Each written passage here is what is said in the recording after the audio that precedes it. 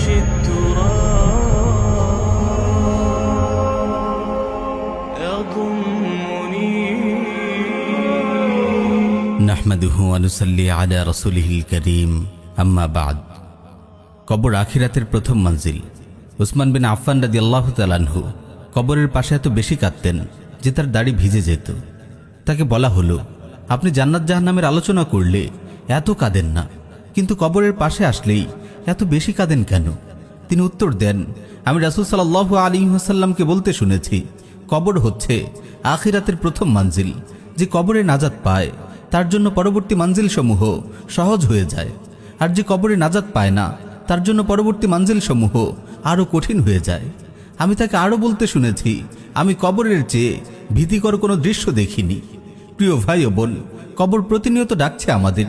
প্রতিটি মুহূর্তে আমরা নিজেদের অজান্তেই পায়ে পায়ে এগিয়ে যাচ্ছি কবরের দিকে, কিন্তু অন্ধকার কবরের জন্য আমাদের কি কোনো প্রস্তুতি আছে?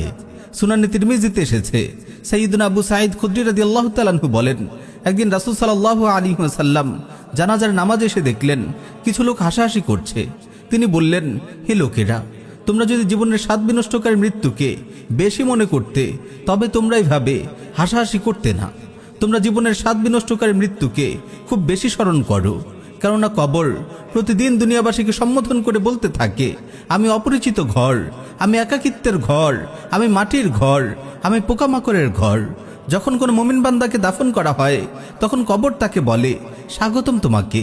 আমার পিঠের উপর যত মানুষ চলাফেরা করে তাদের মধ্যে তুমিই ছিলে আমার সবচেয়ে বেশি প্রিয়। আজ যখন তুমি আমার তত্ত্বাবধানে এসেছো এবং তুমি আমারই হয়ে গেছো, তোমার সঙ্গে আমি কেমন সৌজন্যমূলক আচরণ করি তা অচিরেই তুমি দেখতে পাবে। এরপর দৃষ্টি যতদূর যায় ততদূর পর্যন্ত কবর তার জন্য বিস্তৃত হয়ে যায় এবং জান্নাতের দিকে তার একটি দরজা খুলে দেওয়া হয়। আর যখন কোনো কাফির বদকার বান্দাকে দাফন করা হয় তখন কবর তাকে বলে, আমার পিঠের উপর যারা বিচরণ করে তাদের মাঝে তুমিই ছিলে আমার কাছে সবচেয়ে বেশি ঘৃণ্য। আজ যখন তুমি আমার কবজায় এসেছো, আমার কাছে চলে এসেছো, তোমার সঙ্গে আমি কেমন আচরণ করি তা অচিরেই দেখতে পাবে। এই বলে কবর তাকে চাপ দেয়, এতে করে তার পাঁজরের হাড়গুলো একটি আরেকটির মধ্যে ঢুকে যায়। সাইয়্যিদুনা আবু সাঈদ খুদরি রাদিয়াল্লাহু তাআলা আনহু বলেন, এখানে এসে রাসূল সাল্লাল্লাহু আলাইহি ওয়াসাল্লাম তার এক হাতের আঙ্গুল আরেক হাতের আঙ্গুলে ঢুকিয়ে দেখালেন। এরপর বললেন, তার জন্য ৭০টি বিরাট বিরাট সাপ নিযুক্ত করে দেয়া হয়। এর একটিও যদি দুনিয়ায় নিঃশ্বাস ফেলে তবে দুনিয়া যতদিন বাকি থাকবে ততদিন পর্যন্ত আর তাতে কিছুই উৎপন্ন হবে না। কিয়ামতের দিন পর্যন্ত এই সাপগুলো তাকে দংশন করতে থাকবে।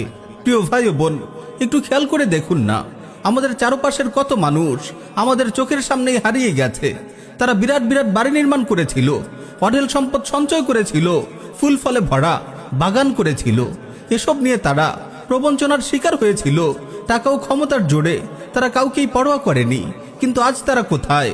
তারা আজ অন্ধকার মাটির গর্তে পোকামাকড়ের খাদ্য। আমাদের সালাফগণ সবসময় কবরের কথা ভাবতেন, কারণ কবরের স্মরণ আমাদেরকে আখিরাতের কথা মনে করিয়ে দেয়, আল্লাহর সামনে দাঁড়ানোর কথা স্মরণ করিয়ে দেয়। সুফিয়ান সাওরী রাহিমাহুল্লাহ বলেন, যে ব্যক্তি অধিক হারে কবরের কথা স্মরণ করে কবর তার জন্য জান্নাতের বাগান হবে, আর যে কবরের স্মরণ থেকে উদাসীন থাকে কবর তার জন্য জাহান্নামের গর্ত হবে। প্রিয় ভাই ও বোন, যে ব্যক্তি কবরের কথা স্মরণ করে, চোখের সামনে হারিয়ে যাওয়া মানুষদের নিয়ে ভাবে এবং নিজের আসন্ন পরিণতি নিয়ে চিন্তা করে, তার আমল করার তৌফিক লাভ হয়।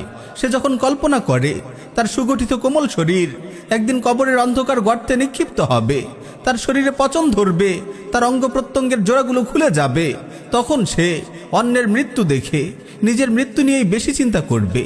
কবরের স্মরণ তার জীবনকে আখিরাতমুখী করে দেবে। আল্লাহ তাআলা আমাদের সবাইকে বেশি বেশি করে কবরের কথা স্মরণ করার তৌফিক দিন। আমিন ইয়া রাব্বাল আলামিন।